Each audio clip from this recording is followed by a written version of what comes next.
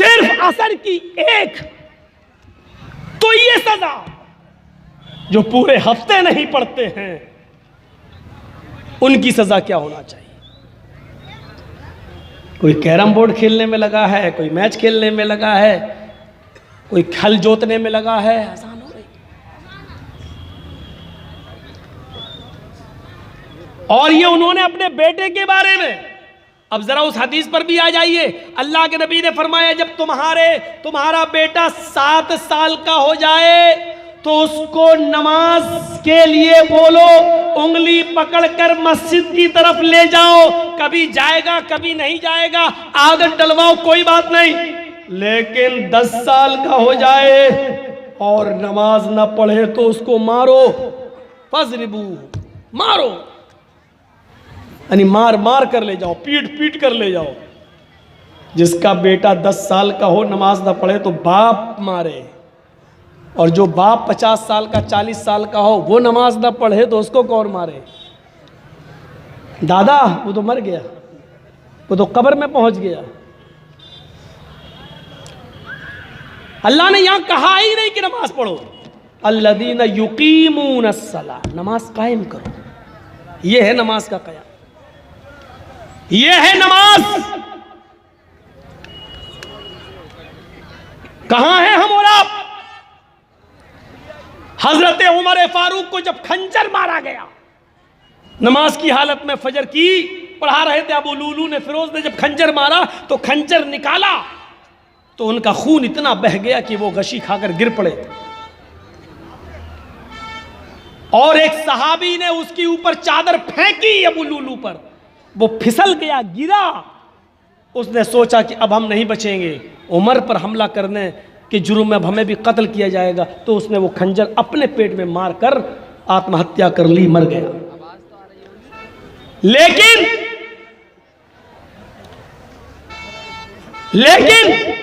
हजरत उमर फारूक का इतना ज्यादा खून बह गया कि वो गिर गए। उनको एक कमरे में लाया गया। फजर की नमाज के बाद, सूरज निकलने के बाद तकरीबन उनको होश आया तो तबीब उनके पास बैठे हुए थे। डॉक्टर, हकीम लोग, उस जमाने के जो तबीब थे वो उनके पास बैठे हुए थे।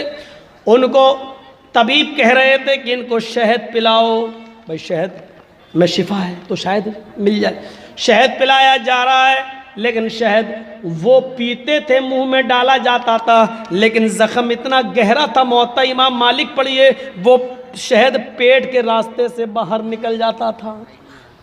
उनको कहा गया दूध पिलाओ, दूध वो पीते थे, पिलाया जाता था, वो दूध पेट के रास्ते से बाहर निकल जाता था।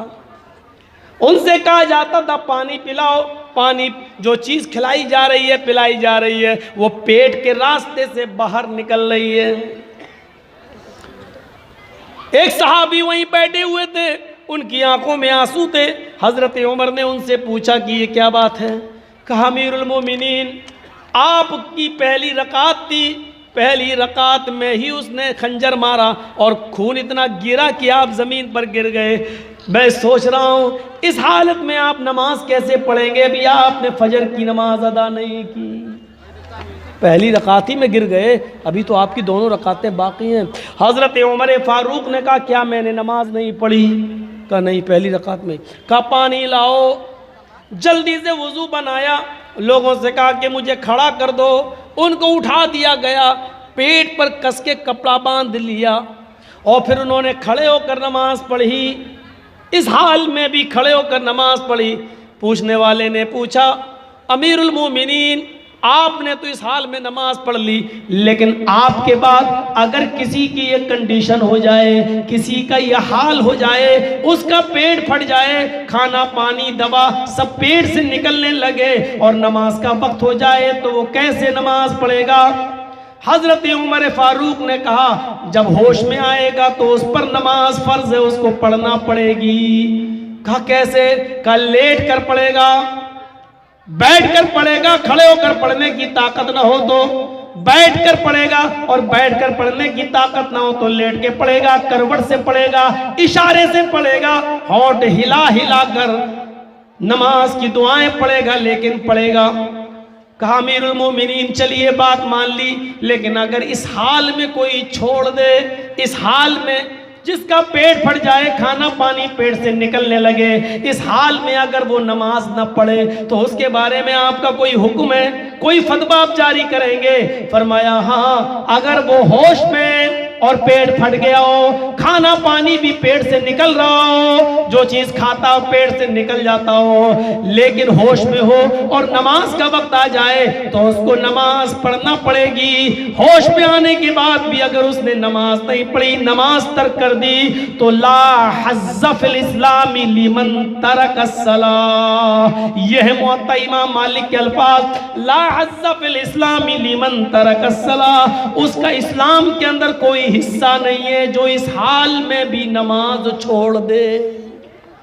इस हाल में अगर नमाज छोड़ दे तो मुसलमान में, इस्लाम के अंदर उसका हिस्सा नहीं। हम इस हाल में छोड़ रहे हैं, ये कंडीशन में भी नहीं छोड़ी जा सकती है। हमारी कंडीशन तो अच्छी खासी है।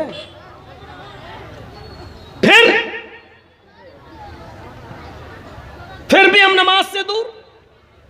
इनको देख लो, हमारी माँ बहनों को, इनको बड़े बहाने, बच्चे ने पेशाब कर दिया, कपड़ा नापाक हो गया। मेरी माँ और बहनों, वाकयात पे आ जाऊं तो ऐसी ऐसी औरतों के वाकयात और सहाबियात के वाकयात आपके सामने रखने लगूं कि जिनके पास एक ही कपड़ा था, एक ही कपड़ा। जब नमाज पढ़ने के लिए शौहर फजर की मस्जिद में जाते थे तो इस औरत की चादर जो पहनती थी वो लेकर जाते थे, और नमाज फजर पढ़ने के बाद जब घर पे आते थे तो अपनी बीवी को वो चादर जब दे देते थे तो उनकी बीवी फिर उस चादर में नमाज पढ़ती थी, नमाज अदा करती थी, और पूरी जिंदगी वही एक चादर में गुजारी। तुम कौन से बहाने करती हो? बच्चे ने पेशाब कर दिया, कपड़ा नापाक हो गया, एक एक चादर में नमाजें पढ़ी गई, और मर्द ने भी और औरत ने भी, शौहर ने भी और बीवी ने भी। हम कहां हैं? पढ़िए तज़किरे सहाबियात, पढ़िए सहाबा किराम और सहाबियात की जिंदगी, तब आपको मिलेगा।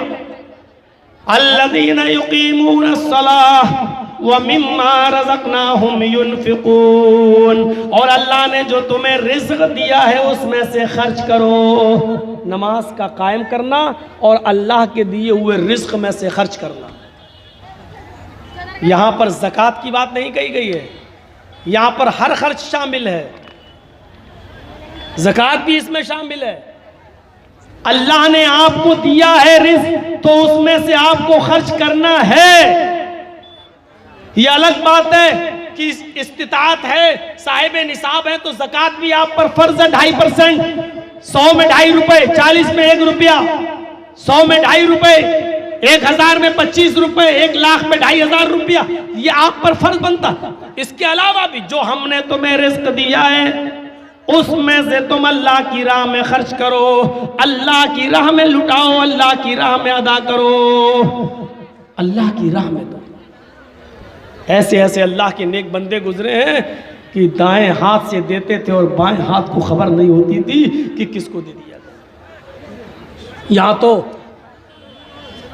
चीखना पड़ता है, चिल्लाना पड़ता है आपके सामने। शेख अमानुल्लाह मदनी आए, उन्होंने भी चंदे की दरख्वास्त करी। तौहीद साहब आए, उन्होंने भी चंदे की दरख्वास्त करी। मूसा साहब हैं, उन्होंने भी चंदे की दरख्वास्त करी। और सिर्फ बिहार की सरजमीन पर ये दिन देखने को मिलते हैं कि मौलाना जर्जी साहब 10 मिनट मुसाफा करेंगे। इसलिए बिहार धीरे धीरे मेरा छूटता जा रहा है और बंगाल हम ज़्यादा पकड़ते जा रहे हैं। 9 बजे प्रोग्राम मिलता है, 11 बजे ख़त्म, आराम से आदमी सोए और फजर में उठ जाए। मैं आपके इलाके की बात नहीं कर रहा हूँ, बिहार में यही सिस्टम है। 1 बजे 2 बजे टाइम देंगे, पूरी रात उधर भी नहीं सो पाए, पूरी रात आदमी को बताइए। बॉम्बे से चलना और फिर दिल्ली आना, फिर दिल्ली से दूसरी फ्लाइट पकड़ के बागडोरा आना, और बागडोरा से फिर 5 घंटे का सफर दूसरे रास्ते से लाते हुए फिर यहाँ आना, और यहाँ आते ही कह दिया जाए कि अभी 1 कप चाय भी नहीं, पहले स्टेज पर 2 मिनट के लिए अपनी शक्ल दिखाने चलिए। ना पेशाब, ना लैट्रीन, ना बाथरूम, कुछ नहीं, पहले शक्ल दिखाने चलिए। तसव्वुर करिए आदमी है यार, कोई जिन्नात नहीं हूं मैं जिन्नात नहीं हूं, वरना लोगों के ऑफर तो इतने बड़े बड़े आ रहे हैं, मौलाना साहब मेरी पार्टी का प्रचार करिए, हेलीकॉप्टर में लेके चलने के लिए हम तैयार हैं। जर्जीस ने यही एक चीज कमाई है कि हमने अपनी इज्जत का समझौता नहीं किया है किसी पार्टी के साथ। जर्जीस साहब इस बात के फेवर में है, अगर यहां तेजस्वी हमारे लिए अच्छा है तो तेजस्वी को आना चाहिए, बंगाल में ममता हमारे लिए अच्छी है तो ममता को आनी चाहिए, यूपी में अखिलेश अगर हमारे लिए थोड़ा बहुत अच्छा है तो वहां उसको आना चाहिए। हम इस फेवर में है, ये नहीं कि कांग्रेसी आए, ये नहीं कि यही आए, हम इस फेवर में नहीं है। हमारे लिए कोई पार्टी नहीं है, कोई भी मुसलमानों की हमदर्द नहीं है, लेकिन थोड़ा बहुत जो हमारी हमदर्द है वो बड़ा नुकसान से हम अपने आप को बचा लें, छोटा नुकसान करके हम तो इस फेवर के हैं, इसलिए अभी तक कोई पार्टी हमको खरीद नहीं सकी। आज भी पूरे इटावा में हम जहां रहते हैं किसी को आज तक नहीं मालूम कि मौलाना जर्जीस साहब किसको वोट देते हैं, सपा को देते हैं कि माया बसपा को देते हैं, आज तक किसी को पता नहीं। और यही वजह है कि मेरे पास सपा वाले भी आते हैं, बसपा वाले भी आते हैं, कांग्रेसी भी आते हैं। आओ, हमारे लिए सब बराबर, किसी ने कुछ नहीं किया है, करो, आओ हम तुम्हारा साथ देंगे, हमारा हक अदा करो। तो मेरे भाइयों, इस वक्त जो पोजीशन है उसको समझने की कोशिश करो। सीए और एनआरसी हमारे सर पे मुंडला रहा है, और किसानों की तरह हम लोग हिम्मत वाले तो हैं नहीं। कोरोना आया तो शाहीन बाग हट गया, अभी भी कोरोना चल रहा है लेकिन किसान डटे हुए हैं, यही सर। और किसान तो ऐसा डटा हुआ है कि इस देश का सबसे बड़ा जो चौकीदार है उसको नींद नहीं आ रही होगी कि 26 जनवरी को क्या होगा मेरा। हकीकत है, वो कह रहे हैं हम ट्रैक्टर पे परेड करेंगे। जियो के कितने टावर तोड़े पंजाब में, कितने तोड़े, और यूपी में देख लीजिए सरकार का जुल्म। जिन लोगों ने थोड़ा बहुत हंगामा हुआ तो गवर्नमेंट ने क्या कहा कि जिन्होंने जितना नुकसान किया उनसे भरपाई ली जाएगी, और कितने लोगों के नाम चिपका दिए थे कि इन लोगों से इतना इतना लाख रुपया वसूल करो। तुम्हारे बाप में ताकत है तो पंजाब में सिखों से करके दिखाओ। 1,500 टावर तोड़े उन्होंने, 1500 जियो के। जाना पड़ा कोर्ट की शरण में, बचाओ हमें बचाओ, जाना पड़ा शरण में। तहरीकें जाग चुकी हैं, और यह आप भी जानते हैं कि इस वक्त पूरे हिंदुस्तान में न हिंदू भाई खुश हैं, न मुसलमान, न सिख, न ईसाई, न किसान, कौन खुश है? कोई खुश नहीं है।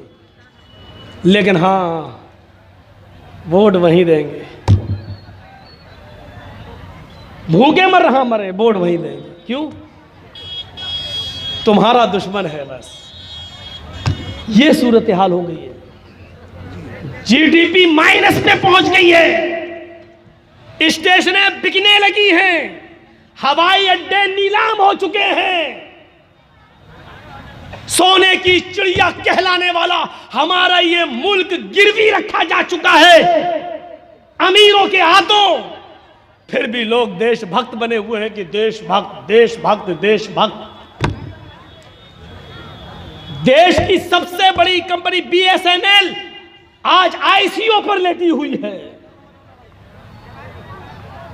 और देश का चौकीदार बीएसएनएल का प्रचार न करते हुए जियो का प्रचार कर रहा हो। हम कहां हैं और किस मुल्क में हम रह रहे हैं? मेरे भाइयों, जो सोने की चिड़िया था उसको आज क्या कर दिया गया है, हमें और आपको सोचना पड़ेगा।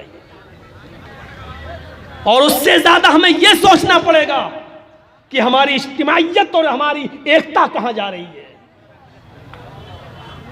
एकता, बिहार के चुनाव में हमको कितना बुलाया गया, मैं बता नहीं सकता, इस कुर्सी पर बैठा हूं, अल्लाह को गवाह बना के कहता हूं। लेकिन मैं बिहार में अपने दोस्तों का, जो लोग बेचारे हमें अपने जलसों में बुलाते थे, एमएलए थे, हमने उनकी भी नहीं मानी। हमने कहा नहीं, हमें इस चीज़ों से दूर रखिए, आप नहीं आए हम प्रचार के।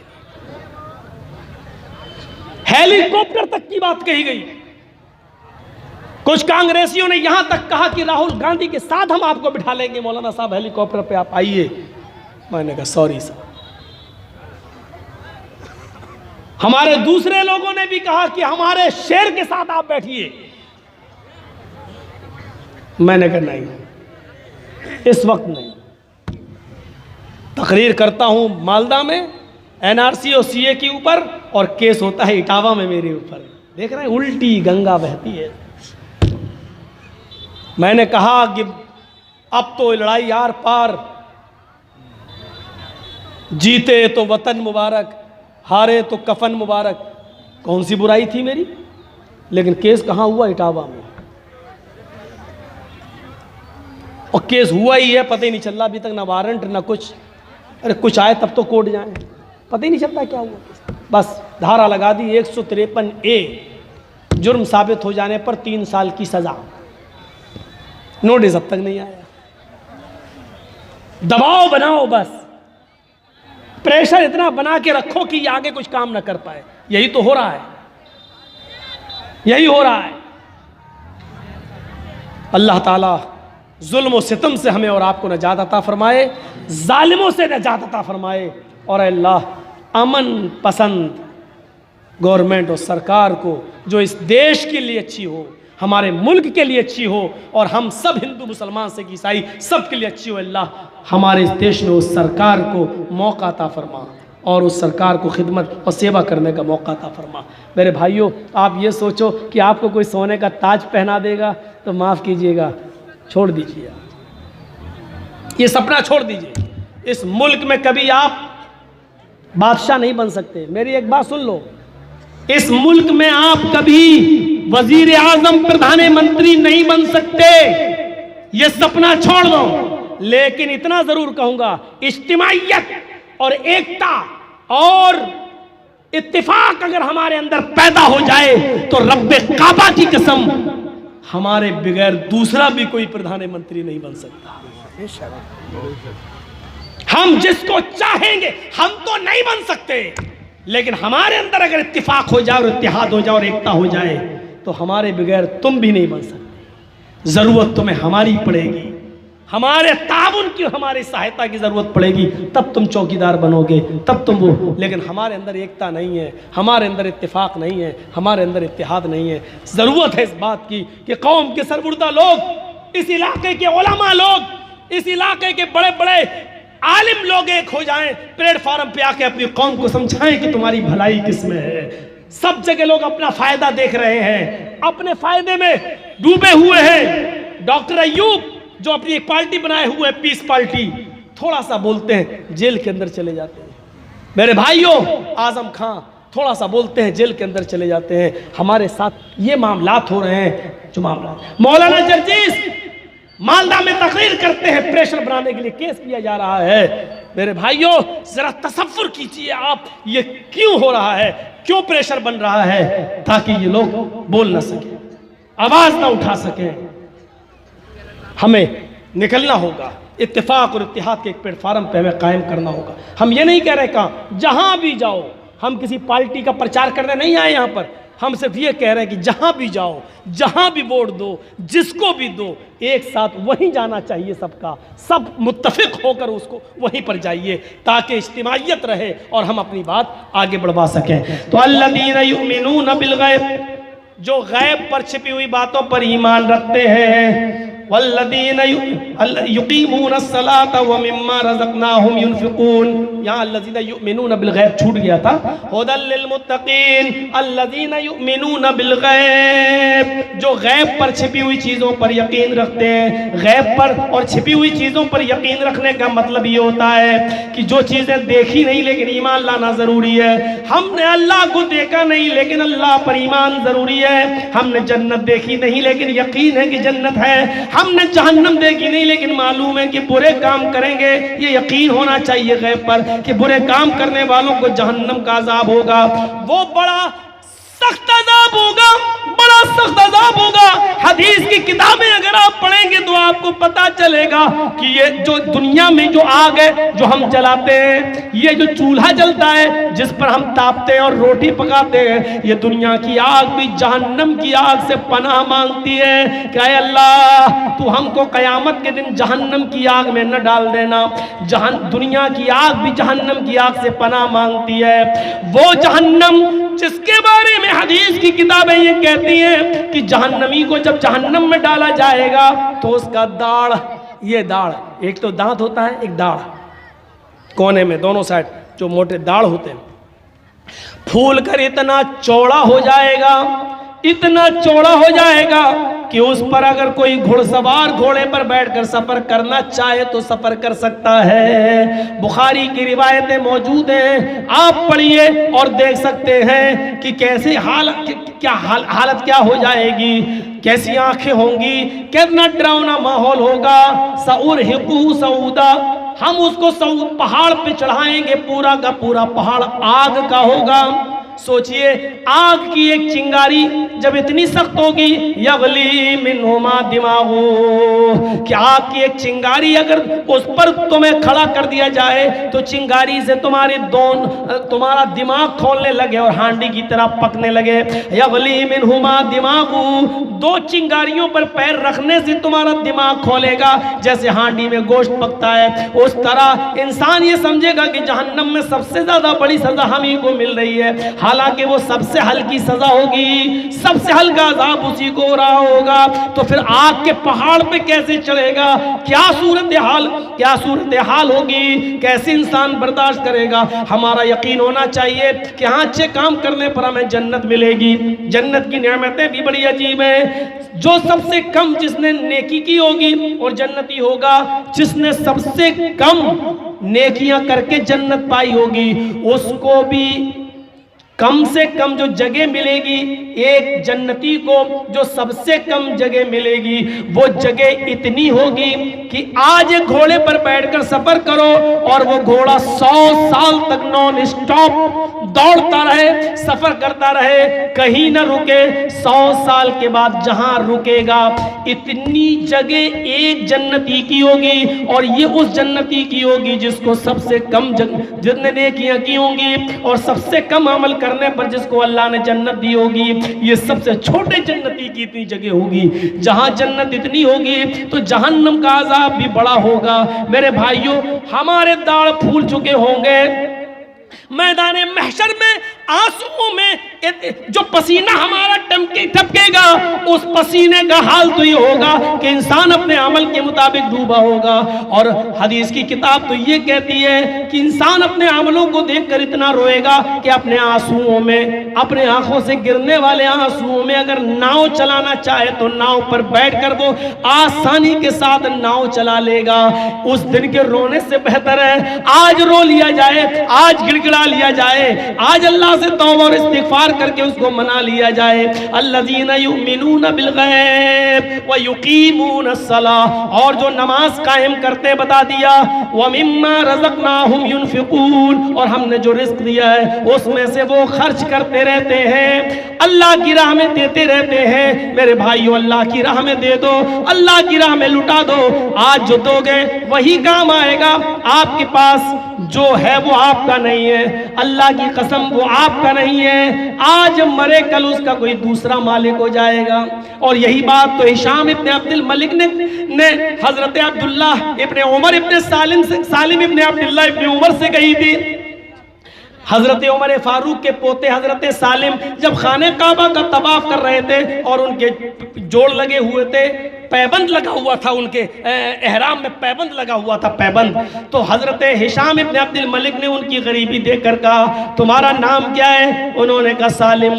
तुम किसके बेटे हो? अब्दुल्ला के। कौन अब्दुल्ला?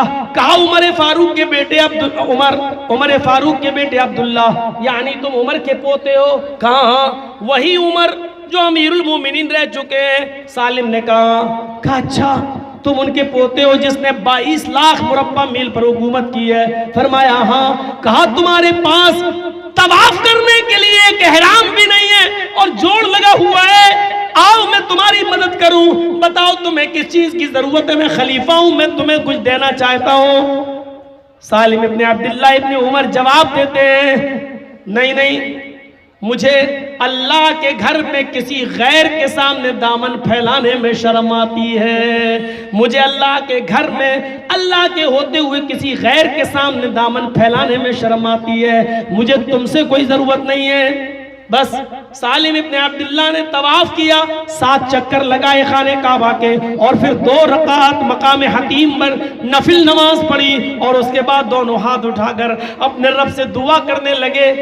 हिशाम इब्ने अब्दुल मलिक देख रहा है कि ये क्या दुआ कर रहे हैं, लेकिन मालूम नहीं है। बस देख रहा है कि दुआ कर रहे हैं, लेकिन दुआ क्या कर रहे हैं ये पता नहीं है, क्या दुआ है ये पता नहीं है। बस देख रहा है कि हाथ उठाए हुए और अल्लाह से मांग रहे हैं। फिर सफा मरवा की सही की और चल दिए। जैसी सालिम इब्ने अब्दुल्लाह निकले तो ये बाहर निकला, खलीफा हिशाम इब्ने अब्दुल मलिक बाहर निकला और एक चौराहे पर पकड़कर कहा, आए सालिम, अल आन खरजता मिन बैतिल्लाह फस्अल अल आन, अब तुम मांगो।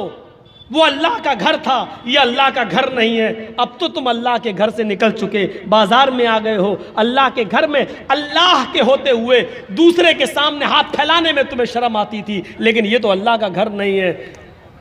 सालिम इब्ने अब्दुल्लाह ने कहा, ये तो मेरे हाथ धोकर नहीं, नहा धोकर पीछे पड़ गए। अरे मैं नहीं लेना चाहता। नहीं, तुम जरूरतमंद हो, बताओ तुम्हें क्या दूं। कहते तुम कौन सी जरूरत पूरी करोगे। हिशाम ने कहा, मैं समझा नहीं। अम मिन हवाइज दुनिया अम मिन हवाइजिल आखिरा, तुम मेरी आखिरत की जरूरत पूरी करोगे या दुनिया की। हिशाम ने कहा, दुनिया की। आखिरत की जरूरत कौन किसकी पूरी कर सकता है। वो तो अल्लाह के रसूल ने अपनी बेटी तक से कह दिया, फातिमा अमल कर, और बगैर अमल के इस दुनिया से चली गई तो कयामत के दिन तेरा बाप भी तुझे अल्लाह के अजाब से नहीं बचा सकता। इसलिए मैं आखिरत के दिन तुम्हारी कोई मदद नहीं कर सकता। दुनिया में क्या चाहते हो तुम बताओ, सोना चांदी कपड़ा अनाज गल्ला, जो चाहते हो हम तुम्हें देंगे। सालिम इब्ने अब्दुल्लाह हंसने लगे। अब सुनिए जवाब सुनिए। मैं जानता हूं ठंडी रात है, मैं ये भी जानता हूं कि जब रात के 1 बजे आप टाइम देंगे तो कौन बैठेगा। सुनिए, बस मैं बहुत जल्दी समेट रहा हूं, लेकिन इस वाक़े को आप सुन लीजिए मेरे भाइयों। सुनते सुनते ये भी सुनिए। जब कहा कि मैं तुम्हें सोना चांदी मांगो, दुनिया अनाज गल्ला, क्या, तो सालिम इब्ने अब्दुल्लाह ने जो जवाब दिया वो सुनिए क्या था। अरे हिशाम, मैं दुनिया मांगू, सोना चांदी मांगू, अनाज और गल्ला कपड़ा तुमसे मांगू। कहा हाँ। तुम्हें मालूम था कि खाने काबा का तवाफ करने के बाद मैंने क्या किया। कहा दुआ मांगी। कहा तुम्हें मालूम है नमाज पढ़ने के बाद मैंने दुआ मांगी। हाँ। मैंने अपने दोनों हाथ उठाए। हाँ। तुम्हें मालूम है कि मैंने अपने रब से क्या मांगा। हिशाम कहता, ये मैं क्या जानूं कि तुमने अपने रब से क्या मांगा, मैंने तो दूर से देखा कि तुम अपने रब से कुछ मांग रहे हो। हाँ सही है, मैंने अपने रब से क्या मांगा ये मैं तुम्हें भी नहीं बताना चाहता। सालिम क्या जवाब देते हैं, मैंने अपने रब से क्या मांगा ये मैं तुम्हें भी नहीं बताना चाहता, लेकिन तुम बार बार मुझसे कहते हो सोना चांदी कपड़ा लत्ता अनाज गल्ला मांगो, दुनिया मांगो। तो इतना मैं तुम्हें बता देना चाहता हूँ कि जब मैं अपने हाथ उठाकर अपने रब से कुछ मांग रहा था